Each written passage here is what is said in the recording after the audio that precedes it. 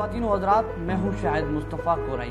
जैसा कि मैंने आपको कहा था कि मैं अपने गोल, जो मैंने आपको अपना गोल शेयर किया था, उसके साथ साथ मैंने कहा था कि जो मैं सीखूंगा वो मैं आपको शेयर करता रहूँगा। और उसके साथ साथ आज फ्राइडे है और हमने ये डिसाइड किया कि हम आज ड्राइंग करेंगे। और ड्राइंग के साथ साथ एक ऐसी स्केच बनाएंगे जिसकी हमने शुरुआत एक छोटे से बर्ड्स के साथ की।